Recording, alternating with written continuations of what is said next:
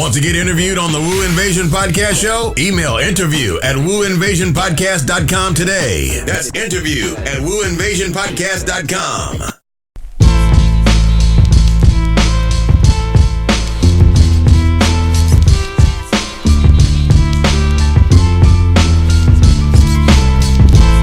All right, check this out. You know who this is, man. It's your man, DJ Symphony, in the building one time. This is the Woo Invasion Podcast Show. You got it locked right here. Don't forget, man, it's going down every single Saturday. We do a live podcast in front of a live audience. I'm your man, DJ Symphony, already holding it down. You already know who I am, official DJ for just the Wu-Tang Clan all day long, and I just get busy. I do a lot of live interviews, and I just have a lot of fun. And on this week's show, I got a special guest from Brisbane, Australia, goes by the name of Odlaw.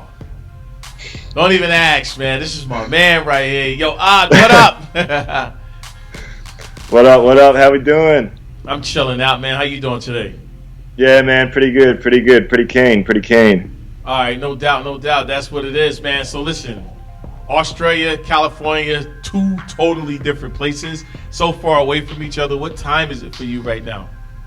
Man, the time I got here is 11:37 a.m. What about you? What time you got? That's crazy. It's 6:37 p.m.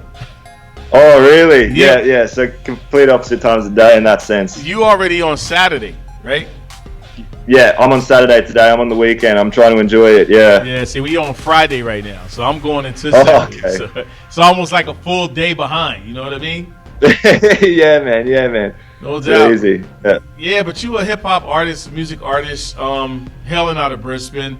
Just tell the viewers out there how long have you been making music? Yeah, man. So I actually started off writing like alternative rock music when I was 14. Right. But then I got into hip hop music when I was about 15, 16. I've been writing rhymes since then. Started making my own beats when I was like 16 and stuff, and yeah, just been going from there. Yeah, see, that's what's up, man. Like, to be making music at such a young age, like, it's just like fine wine. You get better with time. You know what I mean? Exactly, man. Like the first shit I was making was awful, dude. But the stuff I'm making now, I'd like to think it's a lot better than my first stuff. Yeah, I can imagine, man. Like when you first started, it's like nursery rhymes. You know what I mean? Like, yeah, dude. Yeah, it wasn't wrong. You go back and you listen to it, and you're like, "What the hell was I thinking about when I wrote that?" You know, so. Exactly. And the stuff I'm making now has definitely got a lot more, substance to it. Like I'm not trying to make just words that rhyme anymore. Like I'm trying to put a message in my music now. You know what I mean? Yeah, that makes sense, yo. You what inspired you to get into music though? Like why did you choose the music route and not sports or something like that? Like why did you go music? I guess for me, man, it was actually when I was 4 years old. It was the first time I heard "Californication" by Red Hot Chili Peppers, man. And right. you know how Anthony Kiedis like kind of raps some of his stuff as well. True. Yeah. So the first time I heard that, I just decided that I'd always wanted to make an album. And I've made an album, so I'm starting on my second album now. So I'm trying to get going. Yeah. No doubt. That's crazy, man. Your second album. So what was the title of the first album? Yeah, so the first album was called Modus Operandi, which is Latin for method of operation. To be honest, though, it was a bit derivative. Like, I hadn't really found my own footing yet, but I feel like with this second album, I'm definitely getting into my own sort of flow, yeah. Yeah, no doubt. When working on an album, it's like a lot of people say they working on an album or they working on a song or a single. Like when you work on your albums, like how do you determine how many songs it's going to go, and how do you determine which songs you're going to put on the album? Yeah, well, that's a good question. So for the first album, that was basically a concept I was trying to get across. Because I got diagnosed with bipolar a couple years ago. Yeah, me too. We both are bipolar. So am I. Yeah. Mate, it's fucking rough, eh? Yeah. But moving on. I was just trying to like nut out like how my cycle of bipolar went on the first album. So basically with that, the track listing came naturally. It came down to 11 songs. But with this one, I'm just trying to make it a lot longer. So the one time for the first album was about half an hour. But the next one I'm trying to get up to like just under an hour. So I think I've got like 16 songs on it so far, something like that. Yeah. Yeah, I think around 16 is a solid album. I mean, the kids today, they make the albums. They say it's an album, but it's like 6 songs. That's not an album. You know what I mean? So no, that's like an EP, man. yeah, it's not an album. There's no work in that, right? You know what? You probably make better music because you are bipolar and you're never satisfied. You know what I mean? Yeah. That's it. I definitely think it adds to being a bit of a perfectionist, like the bipolar side of it. Like, I just want everything to be as perfect as I can. Yeah. Like, you know, I know that I'm not the best mixer in the world. I'm not the best rapper. I'm not the best producer, but I'm just trying to do the best I can out of all 3 and try and pull it all together. Yeah. Yeah. Nah, no doubt. You so you know, you're working on your 2nd album now, and are you performing anywhere? Do you do shows, or have you did shows in the past? And do you have any shows coming up?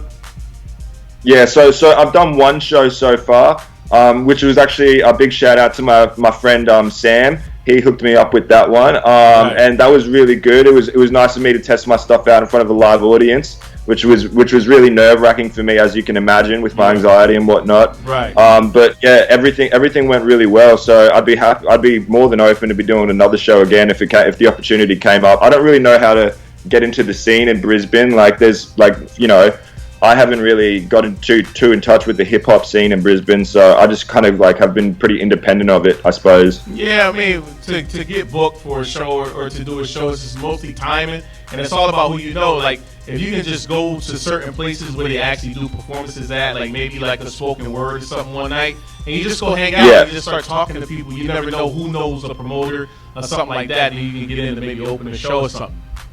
Well, it's funny you mentioned that, because I actually have been going to poetry slam nights. Probably I'll shout out right now to Ruckus Poetry Slam at the moment. Right. They run stuff about weekly where they do poetry slams, and I have gotten up and done some of my stuff there. But again, very nerve-wracking performing my stuff for poets and stuff when I consider myself more of a rapper per se. Yeah. A lot of people don't look at rap as poetry, but I do. I've always considered it poetry. Yeah. Okay, so yeah, let me ask you this. Being as though you are into hip hop and you're making music and stuff right now, the music scene has changed from time to time. Like, we started with the 70s, 80s, and 90s, and now we in 2000s and late 2000s with the millennials. And Yeah, hip-hop. How do you feel about the transition of hip hop from the 90s up into today? Like, do you think it's more positive, or do you look at it as a negative where it is today? Oh man, that's a really tough one for me. I guess some of the more popular artists coming up now, I don't really resonate with. Yeah. But I definitely am more for that 90s sound, man. Like, I'm talking some of my favorite artists include Gangstar and Nas, man, and stuff like that. But on the same page, I love Tyler the Creator and Earl Sweatshirt and all those Odd Future boys putting their stuff out. Big fan of the Rocky Crew, ASAP, all that stuff. Yeah. But yeah, generally for the most part, all that that really popular mumbling or just yelling sort of thing, I'm not too into that stuff, but definitely that 90s old school sound I still go for where I can. Nah, no doubt, man. And if you had to give your own personal definition of real hip hop music, what would that be? Be mostly the voice, man. Gangstar, mostly the voice. Yeah. It's mostly the voice that gets you up, yeah. Yeah. So mostly the delivery and the way it sounds when it's coming out the rapper's mouth.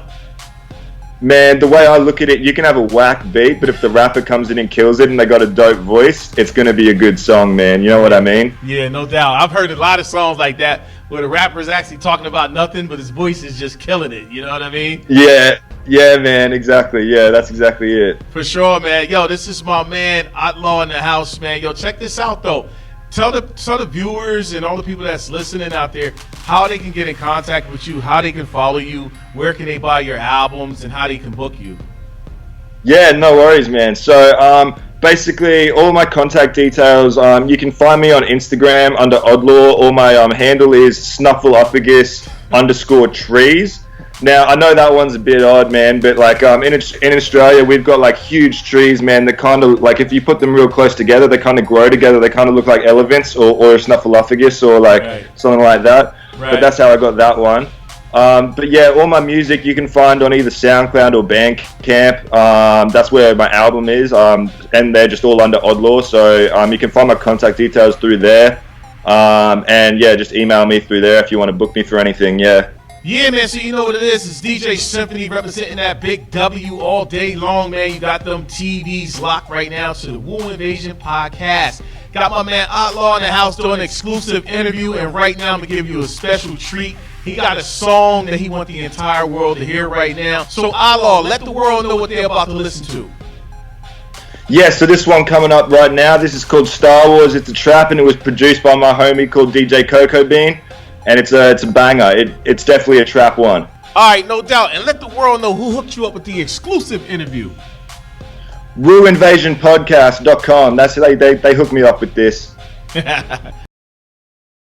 Fuck family, they demand me, I can't be a pansy if I keep sanding. This is not me dancing, this is necromancing, this damn thing's answering things in my handling. But if I get a grip then it's cool like a fan thing. But when I asked God, said a star in a damn thing. So I shut the lights out and still kept sanding. Passing on the back and past tense, they ranting. If you damn me, I take it like tandem. On a joyride through space so random. Banding, one kid, handed him candy. Shoot got this boy thinking he's so randy. Find Mandy, she got the mangoes. But when I picked her up, she said, let's tango. Now I'm Boba Fett, my dad is Django. He's on the Titanic, his ship just sank. So I'm the same bro, I didn't learn the same though. So everyone thinks that I'm a fucking lame-o. But I'm a dame, where's the end shit came? Oh, must have been focused on cause sick paint, bro. What's the drain on? Picking in the rain. I'm gonna try and duplicate all this pain. No piano keys are dusty, rusty. Jane, or blow it off, have a quick bang. So I got chemo to treat on my cancer. Then I get a sand slash, made up a sand start in the water. It became a prancer. I went too hard, so I quit the next stanza. Just kidding, I quit the band hard. If there's a car in the night, it's a Lancer. Sitting at the table, sipping red Fanta. At the round table, sipping on red Fanta.